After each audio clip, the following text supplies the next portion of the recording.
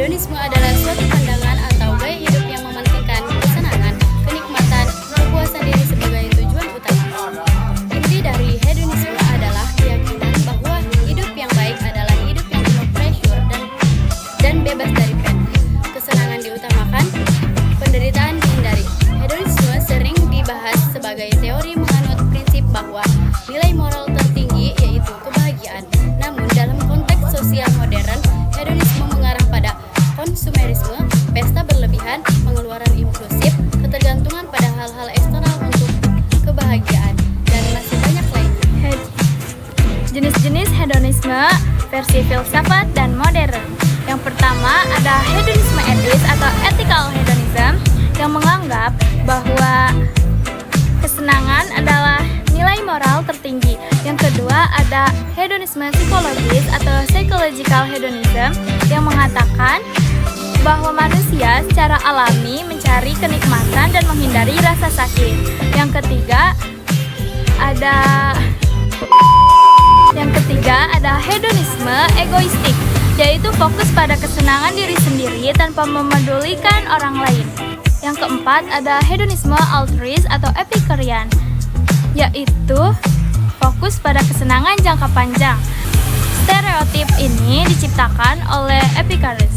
Yang kelima ada hedonisme modern atau pop culture, yaitu tipe paling umum saat ini yang ditandai oleh konsumsi barang mewah, gaya hidup pesta, FOMO atau fear of missing out, serta hidup untuk hiburan instan seperti scrolling, game, atau shopping.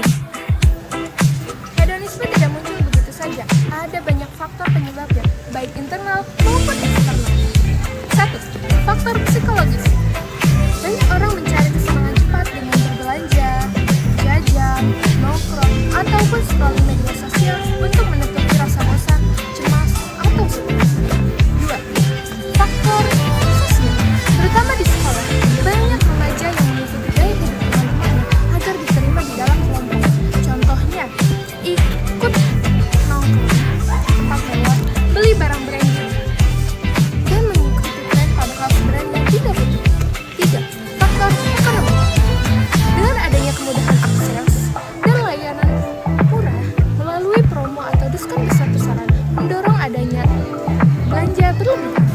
4. Faktor teknologi dan media sosial. Paparan terus-menerus dari media sosial terhadap barang viral dan gaya hidup membuat orang ikut-ikutan sehingga mendorong perilaku hedonisme. 5. Faktor budaya global. Masuknya budaya konsumtif dari luar negeri seperti gaya hidup modern, barang brand, dan tren hiburan membuat orang-orang terdorong meniru pola hidup serba mewah sehingga memicu hedonisme. Positif, jika dikontrol dengan sehat, mengurangi stres, memberi motivasi untuk menikmati hidup, mendorong apresiasi terhadap waktu bersama keluarga atau teman, menjadi reward setelah bekerja keras. Namun ini terjadi pada hedonisme yang moderat dan sadar. Terima kasih.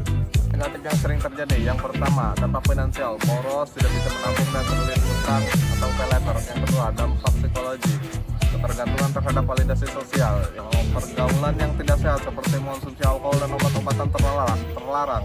Dampak moral dan karakter, menghindari rasa tanggung jawab yang tidak menyenangkan dan menurunnya disiplin dan etika kerja. Yang terakhir, dampak kesehatan, pola tidur yang tidak teratur dan kecanduan judi online. Terima kasih. Jadi kesimpulannya, hedonisme adalah pandangan atau gaya hidup yang memusatkan tujuan pada kesenangan. Tidak sepenuhnya salah. Manusia memang membutuhkan kesenangan.